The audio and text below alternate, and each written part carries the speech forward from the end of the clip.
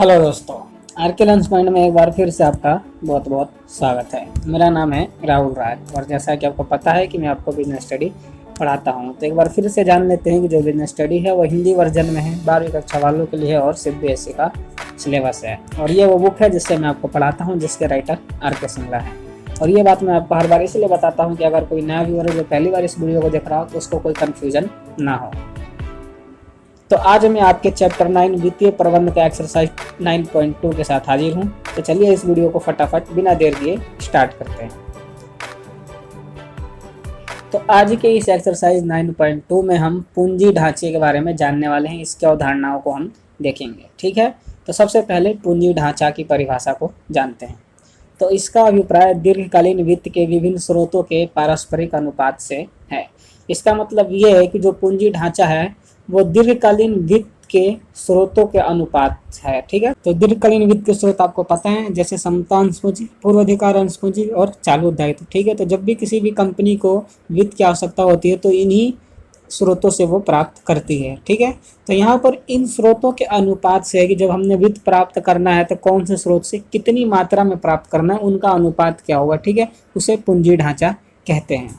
ठीक है, अगला है वित्तीय ढांचा। इसमें दीर्घकालीन व अल्पकालीन दोनों पूंजी शामिल होता है। ठीक है, वित्तीय ढांचा वो ढांचा होता है जिसमें कि दीर्घकालीन और अल्पकालीन दोनों ही पूंजी के स्रोत शामिल होते हैं। अगला है पूंजीकरण। यदि वित्तीय ढांचे में से अल्पकालीन पूंजी स्रोतों को कम कर दिया जाए तो शेष पूंजीकरण बचता है। इसका मतलब ये है कि हमने अगर पूंजीकरण करना है तो हमने वित्तीय ढांचे में से अल्पकालीन पूंजी के स्रोतों को हटा देना होगा। ठीक है, ऊपर पढ़ा हमने कि जो वित्तीय ढांचा है इसमें दीर्घकालीन और अल्पकालीन दोनों ही शामिल होते हैं, लेकिन पूंजीकरण में केवल दीर्घकालीन ही शामिल होता है। ठीक है, वित्तीय ढांचे में से हमने अल्पकालीन को हटा देना पड़ेगा। ठीक है, इसको हटा देंगे तो जो बचेगा वो पूंजीकरण कहलाएगा। ठीक है, अब देख लेते हैं ऋण पूंजी और समता अंश पूंजी की लागत कितनी आती है और क्या इनमें जोखिम आते हैं। तो सबसे पहले देखते हैं लागत। ऋण पूंजी की लागत समता पूंजी से कम होती है क्योंकि यह व्यवसाय में कम जोखिमपूर्ण है। अब जो ऋण पूंजी होती है उसकी समता पूंजी के से कम लागत होती है। ठीक है, क्यों होती है? क्योंकि अगर किसी ऋणदाता ने व्यवसाय में ऋण पूंजी दे रखा है, ठीक है, और किसी ने समता अंश पूंजी भी दे रखा है, तो अब जब भी व्यवसाय को इनका पूरा निपटारा करना होगा तो वो सबसे पहले ऋण पूंजी का निपटारा करते हैं। इनको प्राथमिकता दी जाती है ऋणदाताओं को। ठीक है, इसके बाद ही समता अंश पूंजी और भी जितनी पूंजी ले रखी है इसके बाद उनका निपटारा किया जाता है। मतलब कि ऋणदाताओं को यहाँ पर प्राथमिकता दी जाती है, इसलिए ये कम जोखिम होता है। ठीक है, दूसरी ओर समता अंश पूंजी पर लाभांश की दर निश्चित न होते हुए भी यह सर्वाधिक महंगी होती है क्योंकि व्यवसाय में विनियोग अधिक जोखिमपूर्ण होता है। ठीक है, दूसरी ओर जो समता अंश पूंजी है इस पर कोई लाभांश की दर निश्चित नहीं होती, लेकिन फिर भी ये महंगी होती है क्योंकि इस व्यवसाय में समता अंश पूंजी का विनियोग सबसे अधिक जोखिमपूर्ण होता है, सबसे खतरनाक यानी जोखिमपूर्ण बोल सकते हैं। अब देखते हैं कि इनमें जोखिम क्या है। ऋण पूंजी व्यवसाय के लिए सर्वाधिक जोखिमपूर्ण होती है। ठीक है, जो ऋण पूंजी होती है वो व्यवसाय के लिए सबसे जोखिमपूर्ण होती है क्योंकि ऋणदाता ब्याज व मूल राशि की वापसी न होने पर न्यायालय में जा सकते हैं। ठीक है, क्योंकि जो ऋणदाता होते हैं अगर उनका ब्याज और उनकी मूल राशि को वापस ना किया जाए तो वो न्यायालय में, कोर्ट में जा सकते हैं, कानूनी कार्रवाई कर सकते हैं। ठीक है, लेकिन समता अंशधारियों को ऐसा अधिकार प्राप्त नहीं है, इसलिए इनसे कंपनी को कोई जोखिम नहीं होता। लेकिन जो समता अंशधारी होते हैं उनके पास ऐसा कोई भी अधिकार प्राप्त नहीं होता है, इसलिए कंपनी को इनसे कोई जोखिम नहीं होता है। ठीक है, अब चलते हैं आगे, देखते हैं ऋण पूंजी और पूर्वाधिकार अंश पूंजी की समानताएं और असमानताएं। तो सबसे पहले समानताएं देख लेते हैं। कंपनी को ऋण पूंजी पर निश्चित दर से ब्याज तथा पूर्वाधिकार अंश पूंजी पर निश्चित दर से लाभांश का भुगतान करना होता है। ये दोनों समता अंश पूंजी से सस्ते होते हैं। ठीक है, इन दोनों की समानता क्या है? इन दोनों की समानता ये है कि जो ऋण पूंजी होता है इस पर निश्चित दर से ब्याज मिलता है और जो पूर्वाधिकार अंश पूंजी होता है इस पर निश्चित दर से लाभांश मिलता है। ठीक है, और ये जो दोनों हैं ये दोनों ही समता अंश पूंजी से सस्ते होते हैं। ठीक है, तो ये दोनों समानताएं हैं। अब देख लेते हैं इनकी असमानताएं क्या है। कंपनी को ऋण पूंजी पर ब्याज करना ही होता है, चाहे उसे लाभ हो या हानि। ठीक है, जो कंपनी ने अगर ऋण पूंजी ले रखा है तो उस पर उसके ब्याज का भुगतान करना ही होगा, उसे लाभ हो, कंपनी को मतलब लाभ हो या ना हो, उसको ऋण पूंजी का ब्याज का भुगतान करना ही होगा। अकाउंट्स पढ़ते हैं आप, अकाउंट्स में एक नाम होगा चार्ज अगेंस्ट प्रॉफिट। ठीक है, तो ये चार्ज अगेंस्ट प्रॉफिट ही होता है। चार्ज अगेंस्ट प्रॉफिट का मतलब ये होता है कि कंपनी को लाभ हो या हानि हो, उसने ऋण पूंजी पर ब्याज का भुगतान करना है तो करना ही है। लेकिन पूर्वाधिकार अंश पूंजी पर लाभांश का भुगतान केवल पर्याप्त लाभ होने की स्थिति में ही किया जाता है। लेकिन कंपनी ने अगर पूर्वाधिकार अंश पूंजी ले रखा है तो उस पर उसके लाभांश का भुगतान तभी करेगी वो जब कंपनी को लाभ हो रहे होंगे। अगर लाभ नहीं हो रहे तो इसके लाभांश का भुगतान नहीं किया जाएगा। ठीक है, तो दोस्तों हमारे वीडियो को देखने वाले 80-90% ऐसे व्यूअर हैं जो कि हमारे चैनल को सब्सक्राइब करके नहीं रखते। तो आप लोग हमारे चैनल को सब्सक्राइब कर लीजिए, जिससे हम भी मोटिवेट होते रहें और आपके लिए लगातार वीडियोस लेकर आते रहें। तो केवल 10% ऐसे हैं व्यूवर्स जिन्होंने सब्सक्राइब कर रखा है और 90% व्यूवर्स ऐसे हैं जिन्होंने सब्सक्राइब नहीं कर रखा। प्लीज़ आप लोग भी हमारे चैनल को सब्सक्राइब कर लीजिए ताकि हम आपके लिए लगातार वीडियो लाते रहें। अब देख लेते हैं वित्तीय लीवरेज और वित्तीय जोखिम। तो वित्तीय लीवरेज, इसका अभिप्राय पूंजी ढांचे में समता अंश पूंजी के साथ स्थायी लागत पूंजी के सम्मिलित होने से है।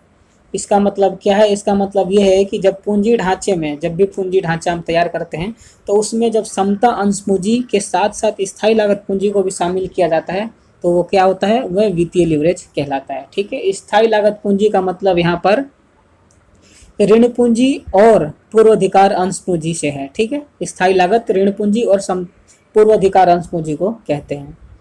अगला देखते हैं, अगला है वित्तीय जोखिम। इसका अभिप्राय एक व्यवसाय द्वारा स्थायी वित्तीय लागतों के भुगतान करने योग्य न होने के जोखिम से है। इसका मतलब ये है कि वित्तीय जोखिम वह स्थिति है जिसमें कि व्यवसाय अपनी स्थायी वित्तीय लागत का भुगतान नहीं कर पाती या भुगतान करने की स्थिति में नहीं होती। ठीक है, तो इसे वित्तीय जोखिम कहते हैं। अब देख लेते हैं समता पर व्यापार, जो कि इस चैप्टर का महत्वपूर्ण पार्ट है। इसका अभिप्राय समता अंश पूंजी के आधार पर स्थायी लागत पूंजी प्राप्त करके समता अंशधारियों की आय में वृद्धि करना है।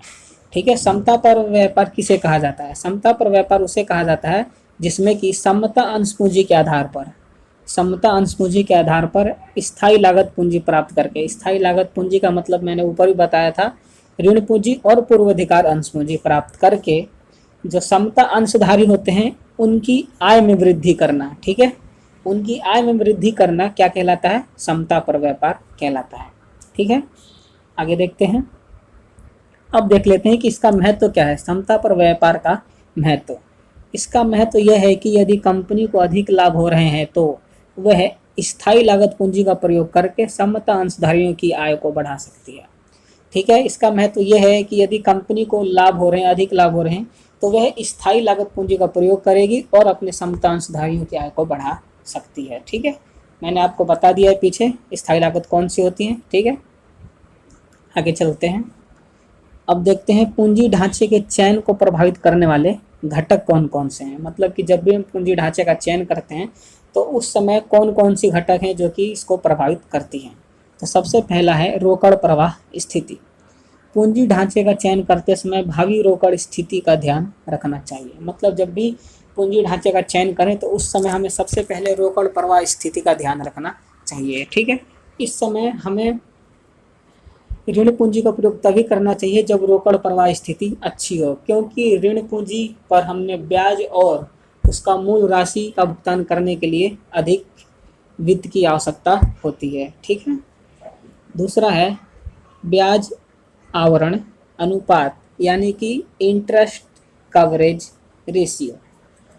इसमें यह ज्ञात किया जाता है कि ब्याज के भुगतान के लिए उपलब्ध राशि ब्याज की राशि के कितने गुना है। यह जितना अधिक होगा उतना ही ऋण पूंजी का प्रयोग करने की क्षमता अधिक होगा। इसका मतलब यह है कि ब्याज आवरण अनुपात में हमें यह पता चलता है कि ब्याज के भुगतान, जो हमने ब्याज का भुगतान करना है उसके लिए जो राशि हमारे पास है वो ब्याज से कितनी अधिक है। ठीक है, क्योंकि हमारे पास जितना अधिक धन होगा ब्याज का भुगतान करने के लिए, हम ऋण पूंजी का प्रयोग उतने ही लंबे समय तक कर पाएंगे। ठीक है, उसका लंबे समय तक प्रयोग करने की क्षमता हमारे पास बनी रहेगी। तो क्या इसके लिए ज़रूरी है? इसके लिए यह ज़रूरी है कि हमने जितनी भी ब्याज का भुगतान करना है, हमने ये देखना है इसमें कि ब्याज का भुगतान करने के लिए हमारे पास ब्याज से कितनी अधिक राशि है, ताकि हम उसका अनुमान लगा सकें हम कि ऋण पूंजी का प्रयोग हम और कितने समय तक कर सकते हैं। उससे हमारे ऋण पूंजी का प्रयोग करने की क्षमता का पता चलता है। ठीक है, जिसका एक फॉर्मूला भी है ICR इक्वल टू, ICR का मतलब है इंटरेस्ट कवरेज रेशियो, जिसे हिंदी में ब्याज आवरण अनुपात कहते हैं, इक्वल टू EBIT मतलब कि earning before interest and tax upon में इंटरेस्ट। ठीक है, यानी कि ब्याज। यह फॉर्मूला है जिससे कि हमें ब्याज आवरण अनुपात का पता चलता है। अगला है आपका कर दर। कर की दर ऋण की लागत को प्रभावित करती है। कर की दर जितनी अधिक होती है, ऋण की लागत उतनी ही कम हो जाती है। इसका कारण ऋण पूंजी पर ब्याज को कंपनी का खर्च मानकर लाभों में से घटाया जाना तथा कर की बचत करना है। इसका मतलब क्या है कि जो कर की दर होती है, ठीक है, वो ऋण की लागत को प्रभावित करती है। ठीक है, अगर किसी ऋण की कर की दर होती है जो वो ज़्यादा है, तो उसकी लागत कम हो जाएगी, क्योंकि जब ऋण पर अधिक दर देना पड़ेगा तो कोई भी ऋण का प्रयोग नहीं करेगा। ठीक है, और उसी तरह दूसरी तरफ अगर ऋण की कर की दर कम होगी तो उसका प्रयोग ज़्यादा होगा, तो लागत इसकी बढ़ जाएगी। ठीक है, तो इसका कारण क्या है? इसका कारण यह है कि जो कंपनी होती है, ये जो ऋण का जो ब्याज होता है, इसको कंपनी का खर्च मान लेती है।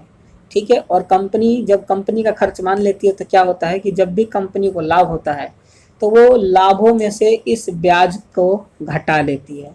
ठीक है, लाभों में से ब्याज को घटा लेती है। घटाने के बाद जो बचता है वो उसकी कर की बचत हो जाती है। ठीक है, अगला है विनियोग पर आय। एक कंपनी की विनियोग पर आय दर जितनी अधिक है, वह उतनी ही अधिक ऋण पूंजी का प्रयोग करने की क्षमता रखती है। विनियोग पर आय मतलब रिटर्न ऑन इन्वेस्टमेंट। एक कंपनी ने कहीं विनियोग कर रखा है, ठीक है, मतलब इन्वेस्टमेंट कर रखी है, अब उससे उसको आय हो रही है। ठीक है, और दूसरी तरफ उसने ऋण पूंजी का भी प्रयोग करा हुआ है, तो उसने जो इन्वेस्टमेंट कर रखी है, उस इन्वेस्टमेंट पर उसके पास जितनी अधिक आय होगी, उससे जितनी अधिक आय होगी, वो उसने जो ऋण ले रखा है उस ऋण का उतने अधिक समय तक प्रयोग कर पाएगा, प्रयोग करने की क्षमता रख पाएगा। ठीक है, क्योंकि दूसरी तरफ उसको इन्वेस्टमेंट पे आय हो रही है और दूसरी तरफ उसने ऋण ले रखा जो उसका ब्याज का भुगतान भी करना है, तो सीधी सी बात है, जितना अधिक उसको उधर फायदा होगा वो उतना इधर ऋण का भुगतान करेगा और ऋण पूंजी का लंबे समय तक प्रयोग करेगा। ठीक है, तो विनियोग पर आय निकालने का भी फॉर्मूला है। ठीक है, ROI is equal to EBIT upon में टोटल इन्वेस्टमेंट। ROI का मतलब होता है रिटर्न ऑन इन्वेस्टमेंट, EBIT का मतलब मैंने पीछे ही बताया है earning before interest and tax. ठीक है, टैक्स अपॉन में टोटल इन्वेस्टमेंट मतलब विनियोग। अब अगला है लास्ट है आपका ऋण की लागत। कंपनी की ऋण लेने की क्षमता ऋण की लागत पर निर्भर करती है। यदि इस पर ब्याज की दर कम है तो अधिक ऋण पूंजी का प्रयोग किया जा सकता है, अन्यथा इसके विपरीत। अब जो कंपनी होती है, कोई भी कंपनी अगर ऋण लेना चाहती है तो ऋण लेने की क्षमता उसके ऋण की लागत पर निर्भर करती है कि यदि ऋण का ब्याज अधिक है तो वह कम ऋण लेगी। ठीक है, और यदि ऋण के ब्याज का दर कम है तो वह अधिक ऋण पूंजी का प्रयोग करेगी, अधिक ऋण लेगी। ठीक है, जिससे कि ऋण की लागत भी बढ़ती और घटती है। अगर ऋण की दर, ब्याज दर अगर ज़्यादा है तो ऋण की लागत घट जाएगी, क्योंकि कोई भी कंपनी फिर ऋण का प्रयोग नहीं करेगा, ऋण पूंजी का प्रयोग नहीं करेगा। और दूसरी तरफ अगर ऋण पर ब्याज की दर कम है तो कंपनियां अधिक से अधिक ऋण पूंजी का प्रयोग करेंगी, जिससे क्या होगा कि ऋण की लागत बढ़ जाएगी। तो ये है ऋण की लागत, और ये वो तत्व थे जो पूंजी ढांचे को प्रभावित करते हैं चयन करते समय। तो जब भी पूंजी ढांचे का चयन करते हैं तो हमें इन तत्वों का, इन बातों का ध्यान रखना होता है। वैसे इस चैप्टर में और भी हैं जो कि ऋण पूंजी के चयन को प्रभावित करते हैं, लेकिन मैंने यहाँ पर मेन 5 आपको बता दिए, क्योंकि पेपर में जब भी क्वेश्चन आएगा तो 5 नंबर का आएगा, इससे ज़्यादा का क्वेश्चन आएगा नहीं। अगर 5 नंबर का भी आता है तो उसमें सिर्फ 5 पॉइंट लिखने होते हैं, तो आप ये लिख सकते हैं, जो कि आसान है और सरल है। तो ये एक्सरसाइज आपका यहाँ पर समाप्त हुआ। मैं आशा करता हूँ कि आपको अच्छे से समझ में आया होगा।